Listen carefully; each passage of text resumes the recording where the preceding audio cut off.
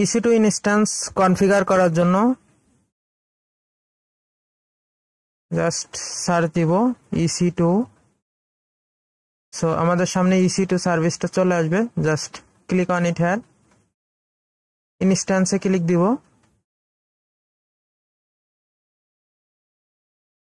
Launch instance. So let's give any name, my server Tudes।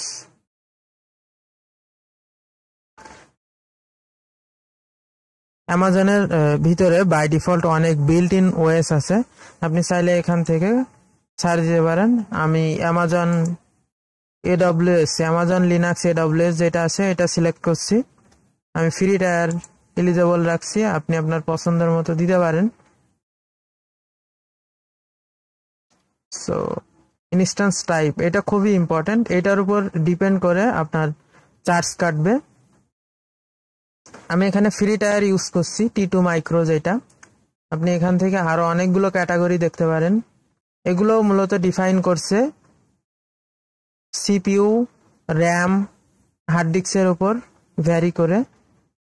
তো আমরা এখানে একটা কি পেয়ার ক্রিয়েট করব, মাই সার্ভার টিউটস। এই কি পেয়ারটা পাবলিক এবং প্রাইভেট কি পেয়ারের একটা কম্বিনেশন।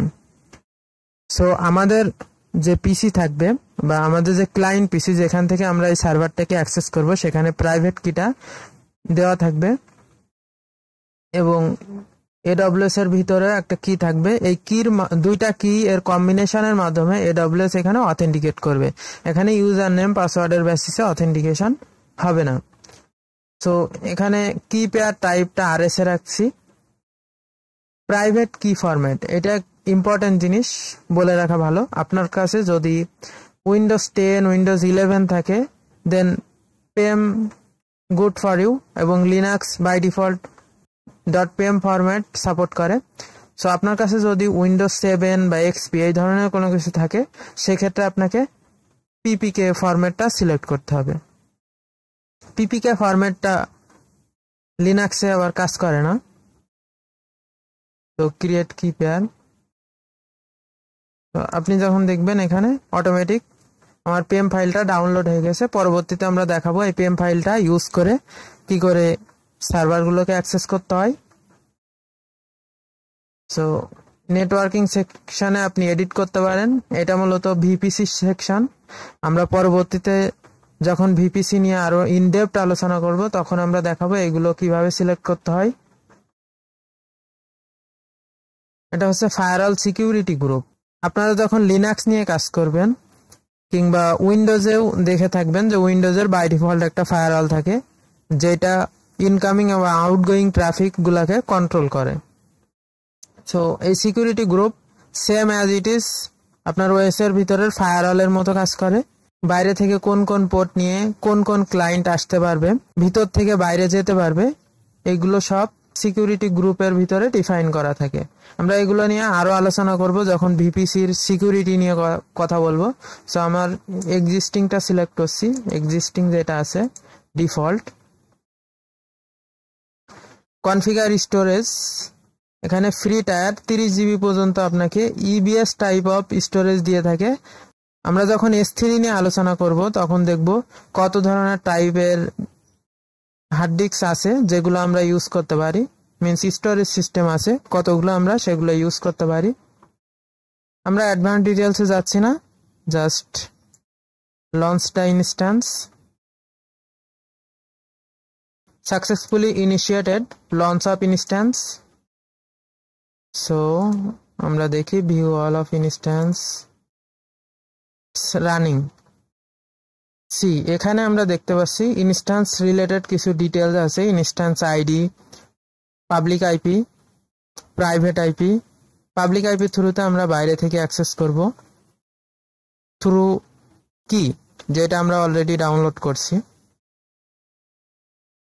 প্রাইভেট DNS আছে, ভিপিসি আছে, যে অ্যাটাচড ভিপিসি যেটা ছিল। অনেক কিছু আছে যেটা EC2 ইনস্ট্যান্স রিলেটেড না, ভিপিসি রিলেটেড বা নেটওয়ার্কিং রিলেটেড যত কিছু আছে আমি চেষ্টা করব এগুলোকে এলাবোরেটলি ডিসক্রাইব করা। তো আমরা দেখি ফার্স্টে ওয়েবের মাধ্যমে ভিপিসিটাকে অ্যাক্সেস করার ট্রাই করি। Let's try to connect EC2 by web browser. So let's try to connect.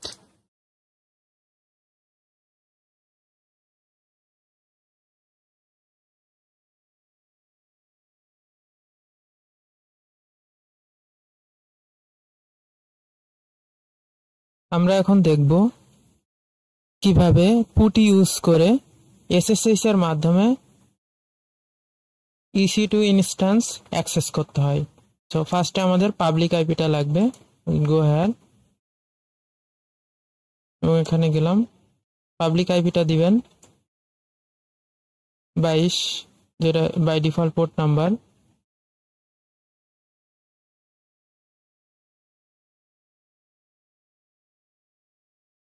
এবং আমাদের যে কি ফাইল, যেটা প্যাম কি ফাইল ডাউনলোড করছিলাম, ওইটাকে আমাদের ফার্স্টে কনভার্ট করে নিতে হবে পিবিকে তে। কারণ হচ্ছে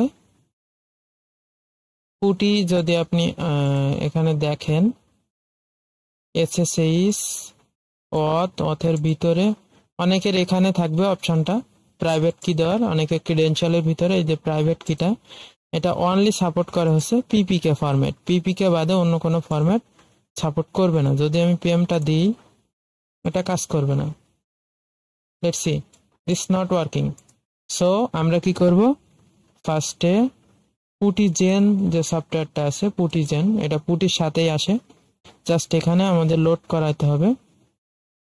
এখানে অল দিলাম, পিএম যেটা আমরা ডাউনলোড করছিলাম। ওকে, সো এটা লোড করানোর পরে আমাদের প্রাইভেট কিটা সেভ করতে হবে। আমরা যদি প্রাইভেট কি সেভে দিই মাই সার্ভার, আমরা কোনো এক্সটেনশন দিব না, এটা বাই ডিফল্ট পিপিকে ফরম্যাটে চলে আসবে। So let's see. After saving, you can close this session. Now again, আমি আবার পুটি ওপেন করছি।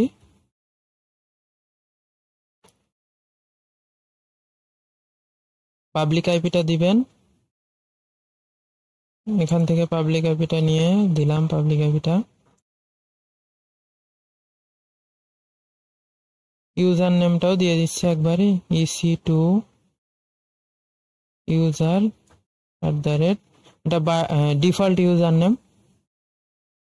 Let's open this session. it I think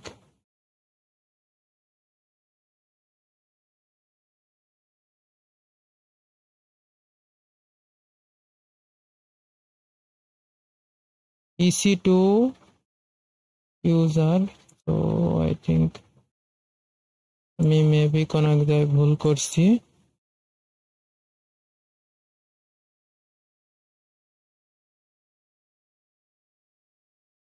public IP দিলাম, SSH গেলাম, অথ credential my server.ppk format, select it, open it, EC2 @EC2 user,